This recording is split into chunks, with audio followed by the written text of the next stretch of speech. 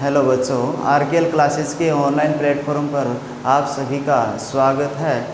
आज 10वीं क्लास के विज्ञान के चैप्टर नंबर 7 परमाणु सिद्धांत और तत्वों का आवर्ती वर्गीकरण के बारे में आज हम अध्ययन करेंगे, जिसमें परमाणु सिद्धांत के बारे में पढ़ने से पहले हम परमाणु के बारे में बेसिक जानकारी प्राप्त करेंगे। परमाणु एक वर्ताकार भाग होता है जो कि पदार्थ का सबसे छोटा पार्ट या छोटा भाग बोल सकते हैं। परमाणु क्या होता है? पदार्थ का एक सबसे छोटा भाग होता है जिसका आकार, परमाणु का आकार 10 की घात -10 मीटर कोटि का होता है। परमाणु का आकार 10 की घात -10 मीटर कोटि का होता है। परमाणु के केंद्र में एक नाभिक स्थित होता है जिसका आकार 10 की घात -15 मीटर कोटि का होता है। परमाणु के अंदर 3 मूलभूत कण इलेक्ट्रॉन, प्रोटॉन, न्यूट्रॉन, 3 मूलभूत कण इलेक्ट्रॉन, प्रोटॉन और न्यूट्रॉन पाए जाते हैं, जिसमें इलेक्ट्रॉन को E से तथा प्रोटॉन को P से तथा न्यूट्रॉन को N से दर्शाते हैं। इलेक्ट्रॉन पर इलेक्ट्रॉन ऋणावेशित होता है, जिस पर ऋणावेश पाया जाता है। प्रोटॉन धनावेशित होता है, जिस पर धनावेश पाया जाता है तथा न्यूट्रॉन उदासीन होता है, जिस पर कोई आवेश नहीं पाया जाता है। इलेक्ट्रॉन पर नेगेटिव चार्ज, प्रोटॉन पर पॉजिटिव चार्ज और तथा न्यूट्रॉन उदासीन होता है। ये एक परमाणु है। परमाणु का आकार 10 की घात -10 मीटर कोटि का और जिसके केंद्र में एक नाभिक होता है और नाभिक के अंदर क्या पाया जाता है? प्रोटॉन और न्यूट्रॉन, जिसके अंदर प्रोटॉन पर धनावेश तथा न्यूट्रॉन उदासीन होता है। तो पूर्ण रूप से नाभिक क्या कह सकते हैं हम? नाभिक को प्रोटॉन पर धनावेश तथा न्यूट्रॉन उदासीन, तो पूर्ण रूप से नाभिक क्या हो जाएगा? धनावेशित नाभिक क्या हो जाएगा? धनावेशित। और पूर्ण रूप से जो परमाणु है वो क्या होता है? उदासीन होता है। नाभिक पर धनावेश और तथा परमाणु पूर्ण रूप से उदासीन होता है। तो उदासीन करने के लिए परमाणु को जितना प्रोटॉन धनावेश है उतना ही ऋणावेश होना चाहिए। तो ऋणावेश कहाँ मिलेगा? इलेक्ट्रॉन पर। ऋणावेश इलेक्ट्रॉन पर। तो इलेक्ट्रॉन कहाँ होते हैं? नाभिक के बाहर वर्ताकार कक्षाओं में इलेक्ट्रॉन चक्कर लगाते हैं, जिसमें अलग अलग कक्षाओं में इलेक्ट्रॉन की संख्या अलग अलग होती है। इलेक्ट्रॉन अलग अलग कक्षाओं में चक्कर लगाते हैं और प्रत्येक कक्षा के अंदर इलेक्ट्रॉन की संख्या अलग अलग होती है, जिसकी संख्या एक सूत्र से ज्ञात करते हैं हम, जिसके अंदर कक्षा कोश में अधिकतम इलेक्ट्रॉन की संख्या 2n² से ज्ञात करते हैं। 2n², जहाँ n क्या चीज़ है? कक्ष की संख्या। नाभिक के पास वाली कक्ष को प्रथम कक्ष, उससे बाद वाली को द्वितीय कक्ष, उसके बाद वाली को तृतीय, और ऐसे आगे चलते जाएंगे। जैसे n की कक्षा, इसके पहली कक्षा को ज्ञात करने के लिए n का मान कितना हो जाएगा? 1। दूसरी कक्षा के लिए n का मान 2, तीसरी कक्षा के लिए n का मान 3, चौथी कक्षा के लिए n का मान 4।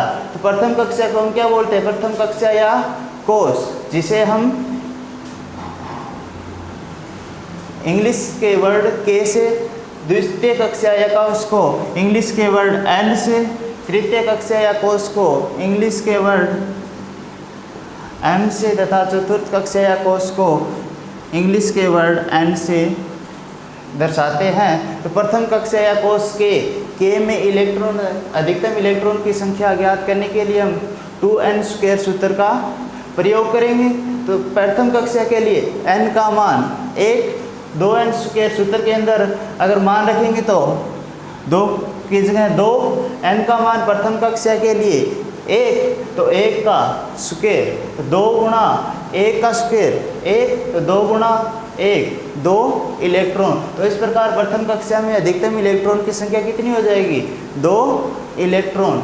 इसी प्रकार हम द्वितीय कक्षा या कोश के अंदर इलेक्ट्रॉन की संख्या ज्ञात करेंगे। तो द्वितीय कक्षा या कोश के लिए n का मान, n क्या चीज़ है? कक्ष की संख्या, तो n का मान कितना हो जाएगा 2, n का मान 2, तो सूत्र के अंदर मान रखेंगे तो 2 की जगह 2, n का मान 2, तो n की स्क्वायर, तो 2 की स्क्वायर, 2 गुणा 2 की स्क्वायर 4, 2 गुणा 4 इजिकल टू 8 इलेक्ट्रॉन। इसी प्रकार तृतीय कक्षा के लिए जिसे m से लिखते हैं, तो n तृतीय कक्षा के लिए n का मान कितना हो जाएगा 3, n का मान 3 है तो सूत्र के अंदर मान रखेंगे तो 2 गुणा n का मान 3, तो 3 का स्क्वायर, 2 गुणा 3 का स्क्वायर 9 इजिकल टू 18।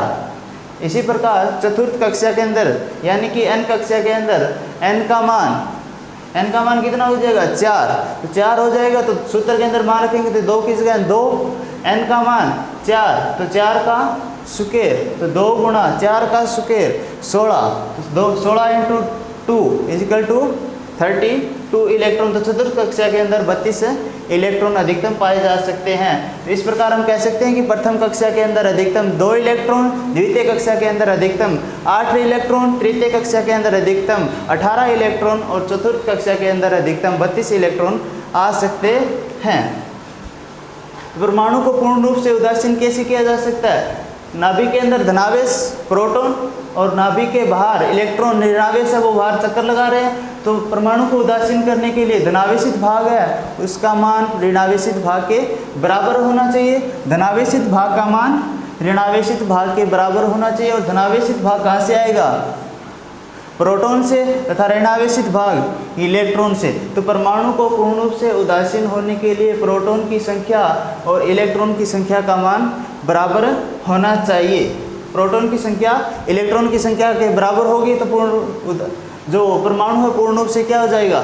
उदासीन हो जाएगा। तो इस प्रकार हम किसी तत्व का परमाणु क्रमांक ज्ञात करेंगे तो वो किससे ज्ञात करेंगे? प्रोटॉन की संख्या, या अगर परमाणु उदासीन है तो इलेक्ट्रॉन की संख्या। परमाणु क्रमांक, अगर कोई तत्व परमाणु क्रमांक किसी तत्व का ज्ञात करना है तो उसे क्या लिखेंगे? Z। किसी तत्व का परमाणु क्रमांक ज्ञात करना है तो उसे क्या लिखेंगे? Z। और वो किसके बराबर होगा? प्रोटॉन की संख्या। अगर परमाणु उदासीन है तो इलेक्ट्रॉन की संख्या। तो परमाणु क्रमांक क्या हो जाएगा? प्रोटॉन की संख्या या फिर इलेक्ट्रॉन की संख्या, यदि परमाणु क्या हो? उदासीन। इसी प्रकार परमाणु भार, ये पूरा परमाणु है तो इसके अंदर परमाणु के अंदर पूरा भार किसके कारण होगा? प्रोटॉन, न्यूट्रॉन और इलेक्ट्रॉन के कारण होगा। तो परमाणु भार प्रोटॉन, न्यूट्रॉन और इलेक्ट्रॉन के कारण होगा, परंतु एक प्रोटॉन का भार 1840 इलेक्ट्रॉन के, एक प्रोटॉन का भार 1840 इलेक्ट्रॉन के, एक प्रोटॉन 1840 इलेक्ट्रॉन के भार के बराबर होता है। तो इलेक्ट्रॉन का भार नगण्य मानकर छोड़ देने पर परमाणु का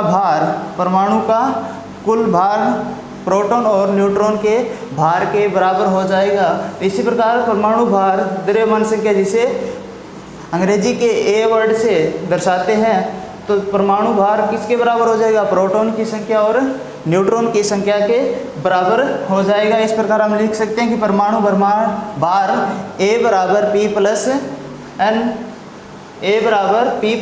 N होगा, जहाँ P क्या है? प्रोटॉन की संख्या और N न्यूट्रॉन की संख्या। और प्रोटॉन और न्यूट्रॉन कहाँ स्थित होते हैं? नाभिक के अंदर। तो परमाणु का पूर्ण द्रव्यमान कहाँ स्थित होता है? नाभिक के अंदर होता है। और प्रोटॉन, इलेक्ट्रॉन और न्यूट्रॉन की संख्या का विस्तार के बारे में परमाणु संख्या या परमाणु तत्व के अंदर कैसे उपयोग करते हैं वो हम अगले वीडियो में जानेंगे।